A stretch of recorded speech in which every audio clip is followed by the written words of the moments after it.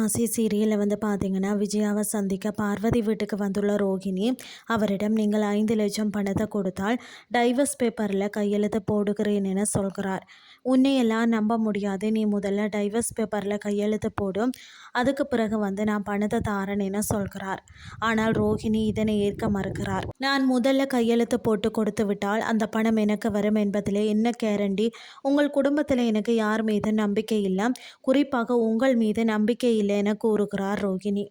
நீங்க பணத்தை கொடுக்காமல் ஏமாற்றி விட்டால் என்ன செய்வது என ரோகிணி கேட்டதும் கடுப்பாகும் விஜயா, அடி செருப்பால நான் ஏமாத்துறவளா?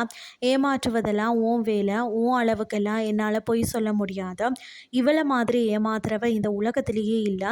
எப்படி பேசுகிறா பாரு கேடு கெட்டவ என ரோகிணியை வரம்பு மீறி திட்டுகிறார். உடனே அவரை தடுத்து நிறுத்தக்கூடிய ரோகிணி, கொஞ்சம் மரியாதையாக பேசுங்க அப்படின்னு சொல்கிறார்.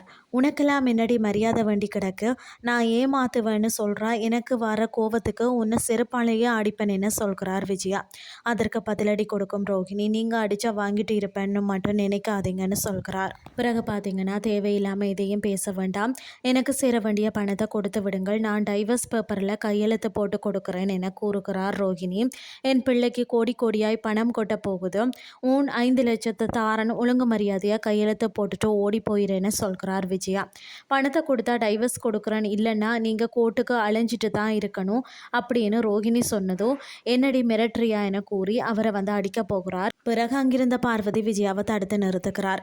நீ முதல்ல பணத்தை ரெடி பண்ணு என பார்வதி சொன்னதும், சீக்கிரமே அவன் மூஞ்சில தூக்கி எறிகிறேன் என கூறிவிட்டு அங்கிருந்து கிளம்புகிறார் விஜயா. மறுபுறம் மனோஜின் ஸ்டோர் ரூமில் நியூமரோலஜிஸ்ட் அமர்ந்திருக்க அவரிடம் பார்த்தீங்கன்னா தனக்கு குழப்பமாக இருக்கிறது. ஒரு ஐடியா கேட்கிறார். நான் 2 மனைவிகளுடன் வாழலாமா என கேட்கிறார். அதற்கு அவர் தாராளமாக வாழலாம் என சொல்ல, மனோஜ் தன் மனதில் ரோஹிணி மற்றும் கனகா இருவரையும் ஒரு சேர நினைத்து பார்க்கிறார். அந்த 5 லட்சம் பணத்தை கனகாவின் அம்மாவிடம் இருந்து அட்வான்ஸாக வாங்கி ரோஹிணியிடம் கொடுத்து விடுங்கள் என ஜீவா ஐடியா கொடுக்க மனோஜ் அதை பற்றி யோசிக்கிறார். விஜயா கோபத்தில் வீட்டுக்கு ரோஹிணியை சந்தித்த விஷயத்தை சொல்கிறார். அது மட்டுமின்றி 5 லட்சம் பணத்தை கொடுத்தால் டைவர்ஸ் கொடுக்குறேன் என ரோஹிணி சொன்னதை அண்ணாமலையிடம் சொல்லக்கூடிய விஜயா, அந்த பணத்தை எப்படியாவது முத்துவும் மீனாவும் தான் ரெடி பண்ணி கொடுக்கணும் என கேட்கிறார். அதை கேட்டதும் கடுப்பான அண்ணாமலை, ஏற்கனவே வீட்டை மீட்க அவன் வாங்கிய கடனை அவன் கட்டிக்கிட்டு இருக்கான், இப்போ புதுசாக வர கடன் வாங்க சொல்றியா? இந்த 5 லட்சத்தை உன் புள்ள மனோஜை ரெடி பண்ண சொல்லும், இவங்க இதில் தலையிட மாட்டாங்கன்னு கூறி விடுகிறார் அண்ணாமலை. இதை அடுத்து என்ன ஆனதுன்னு சொல்லி பொறுத்திருந்து பார்க்கலாம்.